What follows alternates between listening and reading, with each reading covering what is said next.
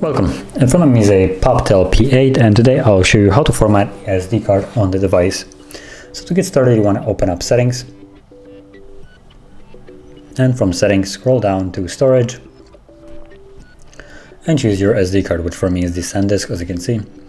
Tap on it and it will load the content of it, and once you tap on the three dots right here in the corner you'll see storage settings, and from here you'll find the option to format. So tap on it, it will give you a message that performing this will remove all the data from the SD card. So if you have something that you would like to keep on the card, you might want to back it up before you proceed further on. But assuming you don't, tap on erase and format, you will get a progress of the procedure, and once it's finished the card will be immediately ready to be used once more. So done. As you can see, your SD card is all set to use with phones and other media. So it's done and you can start using it again.